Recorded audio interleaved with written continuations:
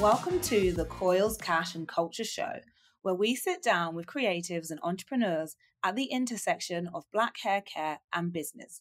My name is Taisha Friday, and I'll be your host. After researching the Black hair care economy, I learned in some countries, Black consumers can spend up to 9 times more than their non-Black counterparts on hair care.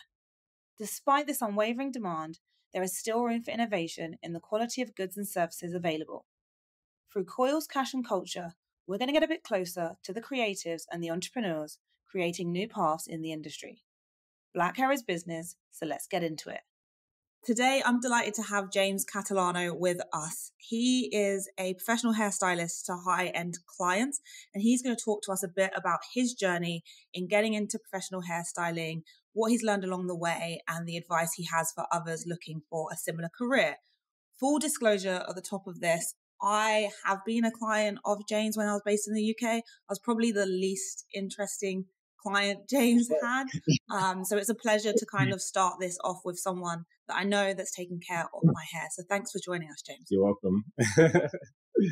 Before we jump into the questions and the interview itself, I'd love to just give everyone who's listening an overview of what you've been up to so they have the context of what you've achieved so far.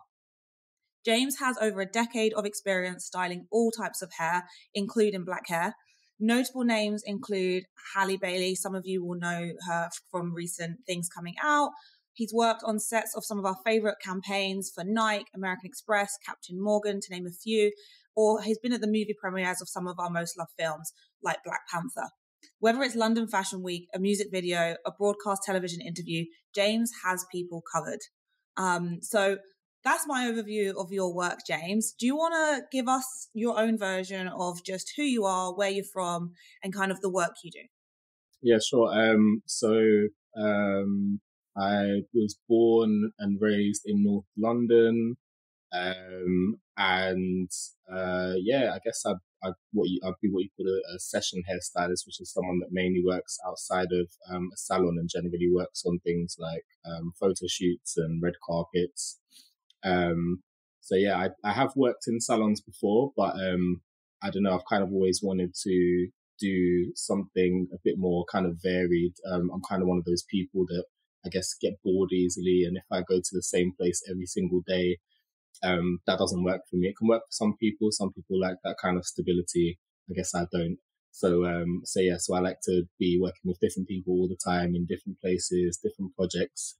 And that's kind of what stimulates me. So I started out working in salons, but once I figured out that there was a kind of whole industry outside of that, that's kind of where things led me. Cool. Okay. So you said you're from North London. Yeah. For anyone who might not know where North London is, North London is home to some of the most creative and biggest and innovative names in some of the entertainment industry. So you've got Adele, Skepta, Headie One, Letitia Wright is from North London. How do you think being from London, North London kind of shaped and kind of helped you in terms of the start of your career as a city it is? In terms of my career, I think the main thing was my basic where I grew up was, I guess, what you would call a low economic area. There was 6 of us in the house when I was growing up. We didn't have a lot of money. We had to kind of do things on a budget. I would rarely get what I asked for Christmas, stuff like that. And when you get used to those things, you don't expect, too much in terms of, I guess, like material things. And I was kind of just taught the value of, being polite, being a good person, keeping your word. If you don't have anything nice to say, don't say it. Just those kind of values which kind of prepare you for just being a good person in life. And I feel like my parents did a really good job in instilling those values.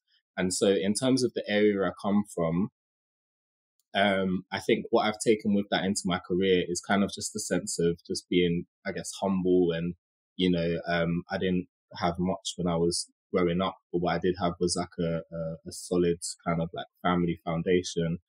And so that kind of just allowed me to, just be polite and, be considerate of people's needs and feelings and stuff like that.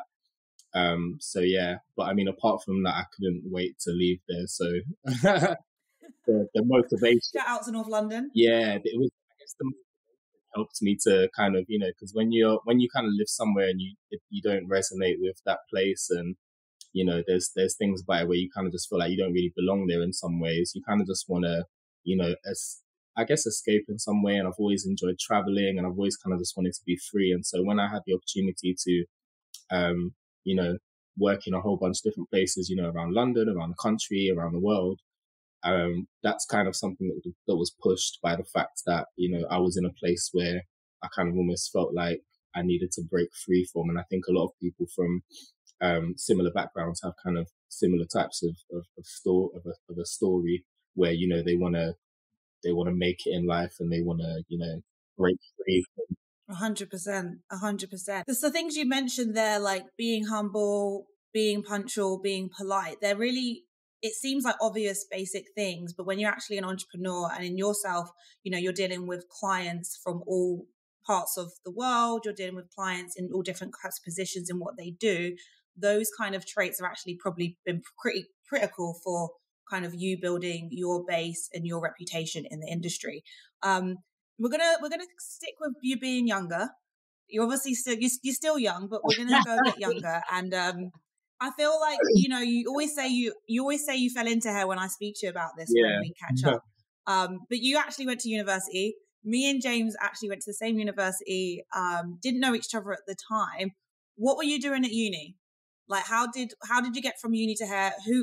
Why did you go to uni, basically? What happened at uni? And then how did you leave doing hair?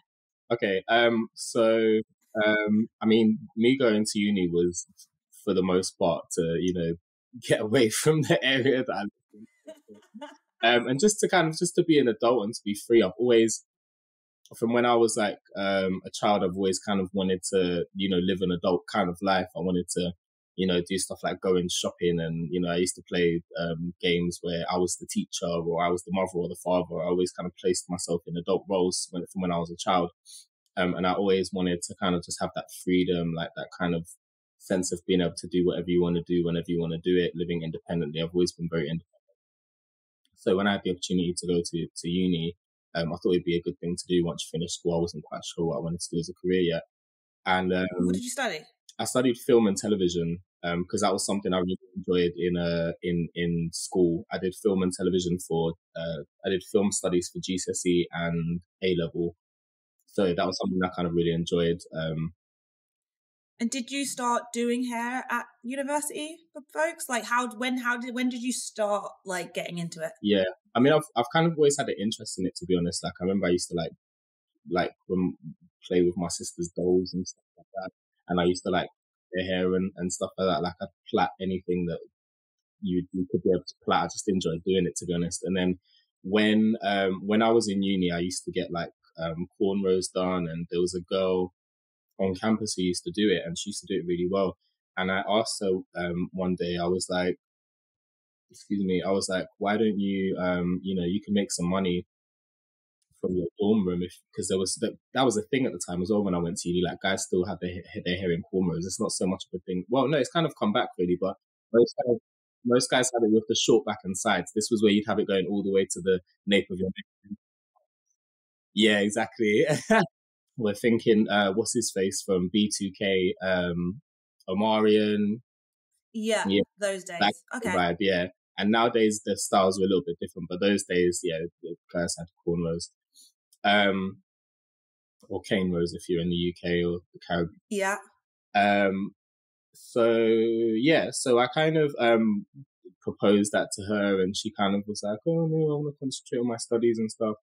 And so I guess at that point, I kind of saw like a gap in the market. Like, I've never really considered myself an entrepreneurial thinker, but at that time, I thought to myself, like, you know, if there's no one on campus that could do hair, if she's not willing to do it, it would be cool to, you know, be able to do that. And so I kind of had a basic kind of, I had the basic kind of skill of being able to, you know, plait and I guess cane rows, or it didn't look that great. So I basically got like a dummy head from eBay, and I started practicing on it. practicing my parting and my my grip and all that kind of stuff, doing different designs and stuff. And this was back in the day when everybody where it wasn't kind of like all gelled and there was no stitch braids or anything like that. It was more about like kind of just using a little bit of product to give the hair some slip and a bit of hold, and then you can do designs and stuff like that. It was a lot easier actually. So anyway, yeah, so I kind of did that for a while. I kind of practiced when I had time. And then when I was ready, I started asking people if they'd want me to do their hair for them. I did it for free, then I'd do it at a discount rate. Then you did it for free? I did it for free. To start with? Yeah. That everyone who's listening, that's how you build your client base. Do some free heads pretty well, and they'll come back and they'll pay for it. That's a tip there for everyone. I guess so. Do you know what? You could get to a point where you're ready to charge straight away. I think for me, I was kind of just like, I don't know. I kind of just used it as an opportunity, because the thing is, if I don't charge someone, then I can kind of have a play around. I can do whatever I want. If it goes wrong, then no kind of financial bond. So I didn't do it free for very long. I did it free a few times, and then I would do it for like quite a discounted rate. And then like I used to take photos every time I did something. And then I got like business cards together, and at one point I was like putting them around campus. And then one of the people's hair that I did, he went for like the ACS president or something. It's African and Caribbean Society in university / college. So I guess they'd have an equivalent of that in America. It would be the African American Society or something. But he would have had a big audience who would have known that he's got his hair done. Yeah, so he gave me a little shout out and stuff. So there was a few things where, around campus, I ended up getting a few clients, but then also I would go out, I would go out clubbing, and around that time I happened to meet a lot of, and be friends with a lot of dancers. And so there were a few people who had grown out their hair. They wanted it done, like friends of mine. So I'd do their hair. And then obviously where they're kind of mixing with other dancers and people within the entertainment industry, they kind of, recommended me, and I'd do their hair, or I'd do their mom's hair, or whatever, just whoever's, to be honest, whatever I had time for. Yeah. Okay. And when did it stick? So you went to uni, you'd done a few people's hair, played around, started to build a client base that's kind of focused around campus. You leave uni. What happened? When did you decide, like, okay, I'm pretty good at this? Yeah. So when it transitioned into being an actual, career was when I finished uni. I mean, I hadn't, with film and television, they didn't teach you much of the practical side of things. It was more theory based. It was more how to analyze the shots that they used in terms of like what that's meant to make you feel. And it was more about the historical and socio-political context of when the film was made, and about how the directors use they use the same actors for all of their films to whatever. So by the time I finished uni, I wasn't confident with actually doing the practical side of, filmmaking, because what I decided in uni was that I wanted to be a music video director, because that kind of gave me, I tried to create a career out of what I'd studied, essentially, because I still wasn't quite sure what I wanted to do. But what I definitely wanted to do with regards to my career was I wanted to be able to travel. I wanted to work on shorter term projects rather than like longer term film projects. I wanted to be able to meet lots of people. And I wanted to, I guess, do something which involved, music, because I like music.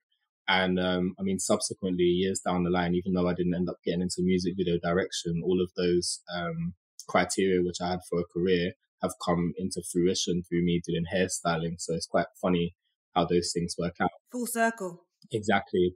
Complete full circle. But I didn't do much.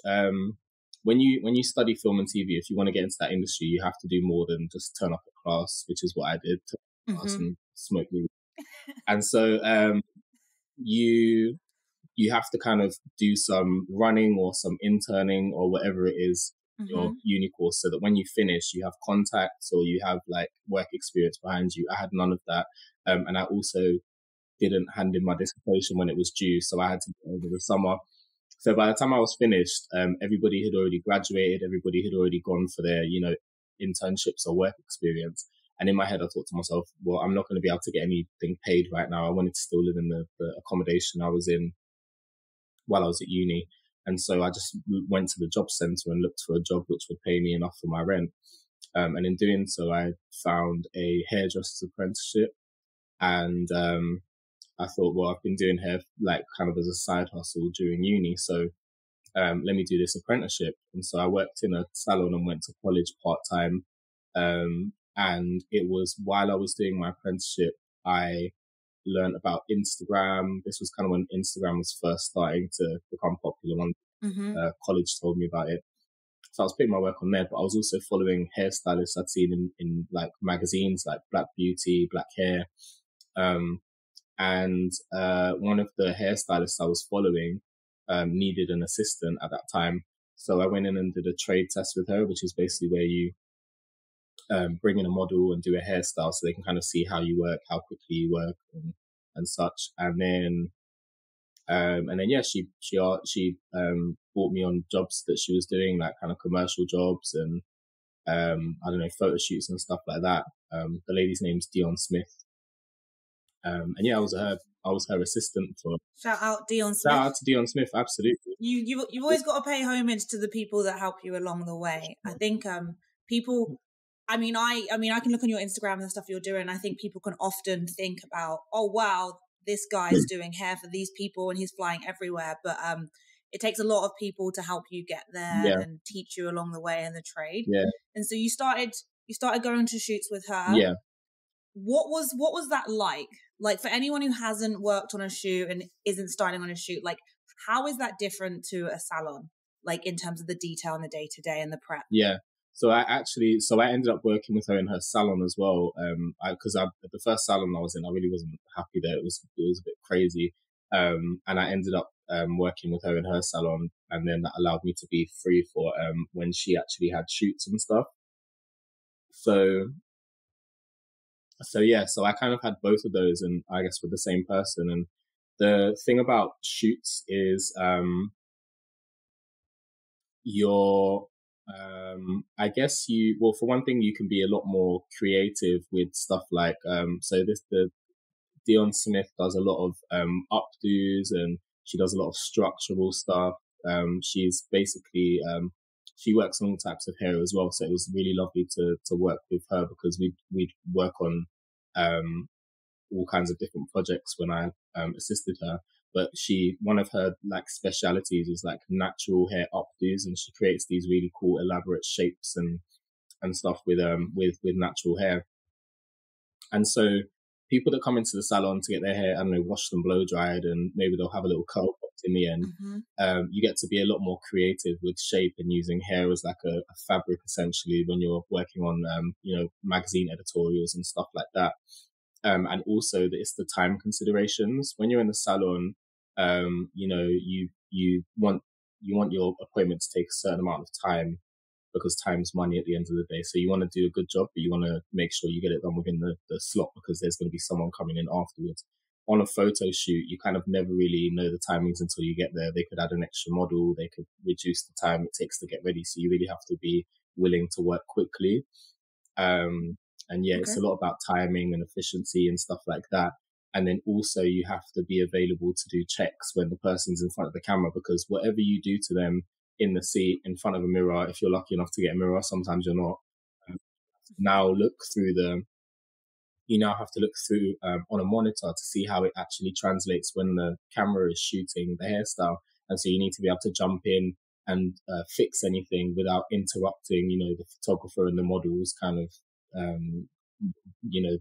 their communication. And, so it's very fast paced. But it is very fun. And I think it's nice to, because obviously you can, when you've done someone's hair in the salon, you can take pictures afterwards and, look at your work and show other people your work. But when something's been photographed by a professional and there's, set design and there's lighting and there's wardrobe styling and there's like makeup, it kind of brings everything together in such a powerful way. And so, yeah, when you see the final images, they're generally a lot more kind of, you're a lot more connected to what you've done, and it's a lot nicer to see professional images of your work.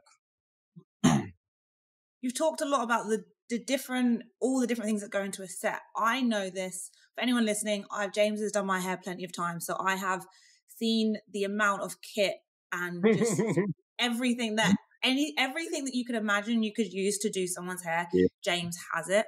And you're always on the go. Can you share a bit more about the preparation and the work that goes in towards the shoot that you'll be heading to? Because I think there's a perception, and I think I even had it, where you see a hairstylist, you see the work coming out, and you're like, oh, they go to a shoot, they do their hair, and it's kind of glamorous, to be fair, the output, and maybe there's a party after this kind of event. But you're essentially running your own business, and I would love to hear more about all the things that you have to manage around the actual shoot itself. Okay, yeah. So from the very first kind of point of contact, you're going to communicate with a photographer or a stylist or a producer, and they're going to ask your availability. You're going to negotiate a rate if there is one. You're going to basically ask them all of the information you need in order to figure out if it's going to work for you and if it's something worthwhile doing for you. And then also to negotiate a rate which you think is fair. So there's that initially. And then if it's something which is, if they want a particular type of look, they'll send you a mood board with some ideas on it. It's also good to get shots of the models if you can, so you can know how you're going to translate, what they have, how their hair is, in terms of how you can translate that into the look that they need. Or sometimes it might not even work at all, or sometimes you might need to do some prep in advance to make it work. So it's kind of figuring out the logistics of things ahead of the shoot. Do any prep that you might need to do to save some time on the day, because like I said, it's very time specific, and so sometimes if you need to do something that's quite elaborate, you might want to pre-make a piece at home which you can attach when you get to the shoot on the day. And on the day, you'll pack everything you need to create that hairstyle, but then you also need to take extra things because sometimes things change on the day. So you could go there and, they've asked for, a natural hairstyle, but then on the day they want something more slick. And so you need to be prepared to smooth out the hair or add product or whatever you need to do to get it to that. So you always need to carry extra kit. And then there are also some shoots you work on or some clients you work with. If you're getting someone ready for, I don't know, like a fashion show or a dinner or some type of event, you might not have any contact with the person, or you might not get any idea of what they want. So you have to bring what's called a full kit. How big is a full kit? So we can imagine it. How much kit is this that you're dragging down the street? In the pouring rain in London. Yeah, it varies. I guess I don't know. It really varies. Everybody's full kit is different. Like a lot of the big fashion hairstylists will bring like maybe 3 like very large suitcases full of stuff. They'll have one suitcase full of like hot tools, like curling tongs and stuff like that. They'll have a suitcase just full of wigs. A suitcase full of I don't know, padding and foam and wire and stuff like that. Excuse me. It depends on your you do end up carrying quite a lot of stuff because like tins of hairspray and different products, they can get quite heavy, and then obviously the heated styling tools get heavy as well. So yeah, you can be carrying quite a lot at times, and sometimes it's not even a thing where you can carry it in the rain. You'd have to have after you or something. Yeah. And you talked about the negotiation part, which I think is really interesting, because I'm sure you love doing hair, making people feel good and, look the best they can and being creative. How did you find like having to start negotiate like your rate, your worth? And yeah, it's not something you're taught either, to be honest. It's definitely not something you're taught in college, because you're learning about working in a salon, and so you're learning about kind of specific like set prices for set services. But in the session world, it varies so much. You could do the same hairstyle on the same person, but it's 2 different events or 2 different projects or functions, and the price could fluctuate like massively. Any tips for anyone like who is like thinking about doing what you're doing, and kind of anything you've learned along the way when you've been negotiating and you're like, oh, now I know that, I wish I'd known that 2 years ago? Yeah. So initially when you start out, like, because you're not going to be as experienced, you're going to just be thankful for the opportunity and you're not going to ask for money. And so, yeah, you could end up being, like really underpaid depending on what you, ask for. One of the biggest tips I would ask for anyone who isn't agency signed is to ask your colleagues, ask them what they would potentially charge for something like that. Like, there's always going to be someone who's had experience working with a particular client or brand or on a certain type of event. And generally the prices for certain things will be quite consistent. So for like a huge fashion campaign, you'll get like loads and loads of money. For a magazine editorial, you not get so much money because of the amount of money that's being put into these things. And it also depends on the usage, which is what the images are going to be used for. So if the images are going to be used to make money, then you need to ask for more money. If the images are going to go ownership, yeah. So like if you do, I don't know, like a huge like fashion campaign and the pictures are going to go all over the world and those are going to be used to sell a product, then you need to charge accordingly. But yeah, the best thing to do, I mean, it's really difficult to get your head around. So the best thing to do is ask other people who have done similar type of jobs or who are more experienced. And for me, because I'm with an agency right now, I don't really have to worry about that as much because, you know, they will ask all of the questions. Sometimes it's difficult to ask these questions when you're negotiating on a job yourself, because it's kind of like you don't want to seem difficult. You don't want to seem like, you know, you're being fussy or anything like that. But it is good to ask these questions. You know, what are these images being used for? How many people do I have to do? How long is the day going to be? Where do I have to travel to? All of these can contribute to how much you're going to be getting paid, essentially. Thank you for sharing that, because I think it's money is an interesting thing. Like, again, for anyone listening, you know, this podcast is called Coils, Cash and Culture for a reason, because coils is cash is culture. And I think we have to remember, I saw this on a show I was watching, it's on Amazon Prime, it's called Harlem. It follows 4 Black women, and there's a quote that they said in the first season. It's called "Life Takes Cash." And so I think that's something for anyone who's listening to take away, is like, don't shy away from the fact that you do need to get paid. And I love the fact that you've made the point of like, just ask people. I think if we all, no matter what industry you work in, if we were all a bit more together and open and transparent about kind of what the value is of our work, then probably you'd see more people get the economic return that they should from their craft. So I think that's really good advice for anyone looking to negotiate. You touched on the fact you now don't have that challenge so much as being part of an agency. Yeah. Well, I remember us back in, it must have been 2021, I was getting my head, or maybe towards the end of 2021, and I said I wanted to move to New York, and you were saying that, hey, you think the running of your business outside of the hair, you probably need the support from an agency to kind of take some of that admin away from you. Yeah. And now we're in 2023. I'm in New York. You're signed to an agency.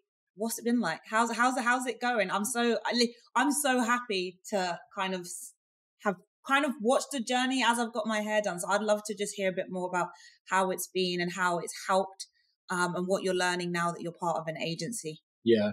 It's been great.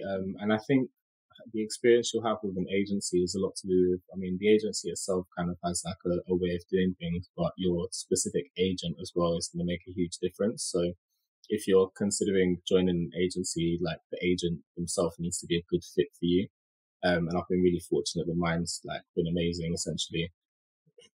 But it's like you said, you want to like, as a creative, you want to show up on the day, you want to do what you need to do. You don't want to be stifled by a lot of other considerations. And so having someone manage your bookings, which is what an agency does. An agency is basically employed by you because they do the work for you. So so having somebody who's gonna get you as much work as possible, get you work with the right kind of clients and the kind of stuff you want to do, arrange all the logistical stuff, especially with like traveling and what have you. Having someone else sort all of that out is amazing. But just they're just kind of having that knowledge of the industry, which and having managed other artists, they're gonna be able to help you figure out where you want to go and which direction you want to take your career in, which is really great as well. So yeah, there's so many amazing things about being with an agency. That doesn't mean you have to be with an agency. Like I was with an agency for a very, very long time, and I managed to do some really amazing things. But for me at this point, it's really beneficial for me. It gives me some of my personal time back, and it also just allows me, like I said, to show up on the day and do what I need to do, and everything else has been kind of taken care of. And then once the job's finished, invoicing's taken care of, because invoicing sometimes can be a little bit complicated. And I would say the same thing for invoicing as negotiating rates. If you're not sure, ask someone. And I guess the agency covers all that now and deals with all of that kind of stuff. And do you, is it a fixed rate? How does it work with agencies? Just generally, is it standard to pay a fixed rate for their services, or do they take a cut of different jobs? Or does it just vary depending on individual contracts? It's roughly it's a percentage of what you get for the job, yeah, and it slightly differs from agency to agency. Like commercial agencies take a slightly lower commission because commercial agencies usually so basically TV commercials are usually they usually have an APA rate, and APA is a what they called we love an acronym. APA is a union for people who work in film and for people who work in television and advertising. When you see a TV commercial, most likely everybody on that job was paid APA, which is basically a fixed day rate for the specific job that you have and the level of the job. So say, for instance, for me, there's hair designer rate, which is a little bit more than the hairdresser rate. So the hair designer will be the person who is the main hairstylist on the job, and then the hairdresser will be the person who assists them. They will get paid slightly different rates. But then APA also has overtime rates. It has rates for if you miss your lunch, if you don't have enough time between the wrap time and then the start time the next day. There's all of these different rules and regulations for APA rates, which basically protects the people that work within the advertising and TV industry. And so commercial agencies, which are agencies which mostly work within kind of advertising, and they will do like TV commercials and stuff like that, they take a slightly lower commission because the rate is fixed and it's a little bit lower than what you can earn from doing, I don't know, fashion work or celebrity work.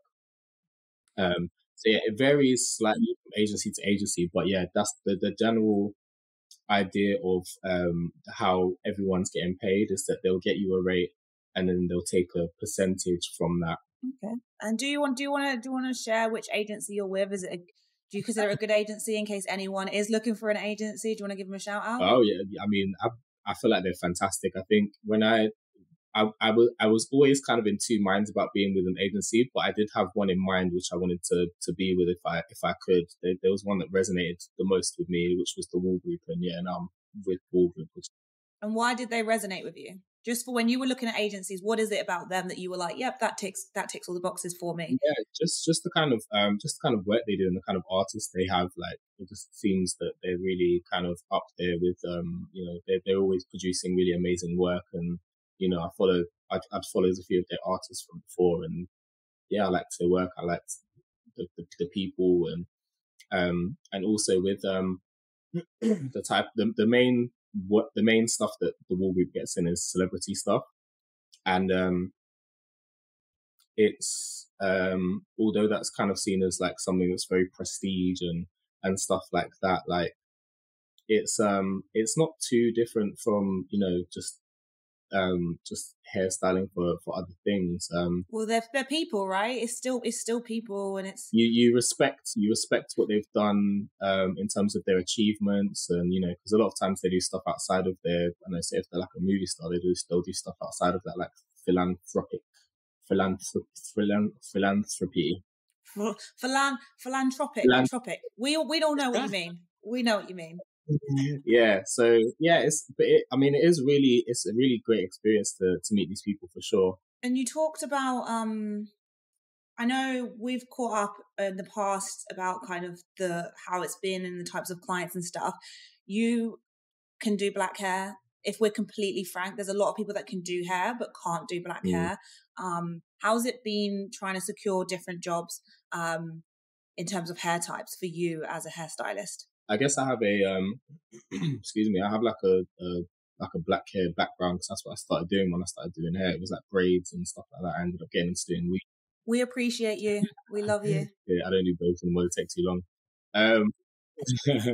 Sometimes if you want to ask for braids, then of course. Of course. They can be down to the floor. They can be skinny as you like. I'll spend the next 17 days with you. Like, yeah, when I went to when I did my apprenticeship, when I went to college to do hairdressing, it was basically hairdressing is European hair. I guess European and Asian hair. You don't learn much about Afro hair, natural hair, or like very curly hair in hairdressing. I don't know if it's the same now. I did it quite a while ago. Yeah, I think in the UK they changed the rules. So I think maybe it was 2 years ago, whichever the body, you'll probably know the name, but the name of the body that is in charge of teaching hairdressing in the UK, I think it was in the pandemic, they decided that actually they were going to add to the curriculum textured hair off the back of everything that was happening at the time in terms of George Floyd's murder. And so I'm not sure if it was a response to that or if the work was already underway and the timing. They've been considering it for a while. I'm not 100% sure. Like, I've not been 100% sure if and when it had been implemented because I've actually spoken to hairdressing students since then, and they've kind of said that it's basically the same layout as when I had it. That is a shame if that's the case, just because truly, and again, this is for anyone, folks in the UK will get this, but like if you're not really from London or maybe Manchester or Birmingham, a major city, it's hard to find someone to do your hair and get the same service that people who don't have textured hair have and the same experience. And so I hope they are doing the work. I'll do some digging myself. But yeah, please continue about your portfolio and building that out to appeal to broad clients. Okay, yeah. So I guess you just have to make sure that you're constantly like aware of and learning about different techniques and different styles which are currently in fashion, which is going to be different for different types of hair generally, although there's some kind of like merging these days between the two. Basically just going to say just keep your portfolio varied if that's what you want to do, but it's also okay to not have a very varied portfolio. I know some people that just want to they only want to work with natural hair, or they only want to do braid styles, or what I mean. So it's okay to not have that kind of variety. So it just depends what you want to do, really, the direction you want to go in. Yeah. Do what you love, enjoy what you do. And so looking ahead to the future, what is next for you? What are you excited about? What are you looking forward to when it comes to what you do and your plans? I am excited to do a lot more travel. It'll be great to do like some major awards. It'll be great to do something like the Oscars or Met Gala or something like that. Especially the Met Gala, I think it can be super duper. Like, we're manifesting. I'm manifesting for you. It's gonna happen. So yeah, just continuously just being able to work with different people and broadening my clientele. And I think outside of that, it would be really cool to develop some type of product or tool for hairstyling. I guess from the years of experience that I've had, and something which I guess is missing from the market. Maybe that'll be my next kind of entrepreneurial move. And also because hairstyling is such a kind of a labor intensive job, it is nice to give yourself a break from the actual physical side of things. And if I have something like a business going on in the background, Yeah, that'd be great. So I guess that's the next thing for me. That's something which I'm considering for the future, is bringing out some type of product, or I don't know, course or something like that, which kind of allows me to make money in the background. Before we wrap up, I have quick fire questions. So there's no in and ahhing or pausing. I'm going to ask you 5 questions and kind of give me a quick answer. What immediately comes to your head? So are you ready for this? I'm an Imra and Ara, so yeah, I'll do my best. So, favorite job that you've done ever? Oh God, no, that's definitely an R situation. Top three. Oh, I don't know. Next question. Dream person to style? Rihanna. Why Rihanna? I know why, but please tell us why. Why? I think she would be I think she would be really fun to work with. Like, I can imagine being in that environment and working with her. It would be like a really nice vibe. It would be, I could just imagine that the vibe would be nice. And she's always kind of like been super duper creative, and I feel like she also, from the different kind of styles that she's had, I feel like she's very, she kind of knows which direction she's going in, but I also feel like she's very, she likes the input of her team. Experimental. She's got that vibe to her where she's like willing to push the boundaries, especially when it comes to hair. Biggest hair myth? Oh, that having a relaxer when you was a child has messed up your hair in adulthood. Please, Jane, I want to believe that because I want to understand my length. That's how I justify my current length, is like that relaxer from when I was younger. So, okay, cool. Thanks for confirming that that's not true. Having a relaxer as a child can, let's not say as a child, children shouldn't have relaxers anyway, but there's people who have relaxed their hair or bleached their hair or done something to their hair, and they believe that that's the reason why their hair in its kind of more natural state isn't growing. But unless you've had some type of burn or something that's affected the actual scalp, or that's made you kind of lose hair, it won't actually change the integrity of any hair that grows out new. Because once your hair grows out of relaxer, it grows out in its natural state. So a relaxer from years ago won't have made a difference to the way your hair is now. It's other factors. But there's so many other factors, because some people really look after their hair, but there's like dietary factors, there's environmental factors, there's stress factors, and we've all been going through some stress over the last couple of years. They're in a bad situation with their hair, or they're not happy with their hair because they've the stress, and even just current stresses kind of have affected. But it's not the relaxer from when you were 14 years old, people. I would say probably like, oh, when I was young, my hair was down my back, and now it won't grow past my shoulders. But it's like when you're like a smaller human being, the hair's gonna reach when you're a larger human being, yeah. But I mean, I don't know. Is that the biggest myth to debunk? I mean, I didn't know that, and I've been blaming my relaxer from when I was 14 and my mum. So, you've cleared that up for my family at least. I ended up getting into I'm not always very interactive on social media, but there was a post on a blog with this Caucasian lady who had got braids, and then she showed all of the hair that came out in her brush, and then all of the comments were like, oh, this is why certain types of hair shouldn't have certain styles, and da da da. And I basically had to let them know, it's like with one hair type to another. Like, if someone's hair is super duper tight, then yes, it can cause alopecia, but it's not something that's relative to your ethnicity or the type of hair you have. What the use of certain styles in terms of a cultural perspective is a different conversation, but science doesn't come into that at the end of the day. Like, all types of hair can handle braids, essentially. What song are you listening to right now on repeat? Oh, what's that song? I've been drinking more alcohol on. Did you check for me? Yeah, that one. I know which song you're talking about. Yeah. What we're gonna do is we're gonna make a playlist of everyone who comes on the show, and so I'll make sure that song. Did you look for me? Did you look for me, or did you search for me? Check on me. Did you look for me? Did you check on me? Yeah. And then the last question, what are you grateful for today? For this video interview. Today I'm grateful for, it's not, the weather's getting a bit milder here, so it was nice I don't know, I feel like it's a little less cold outside. You can start wearing your pom-pom shorts soon, and it's getting a bit milder.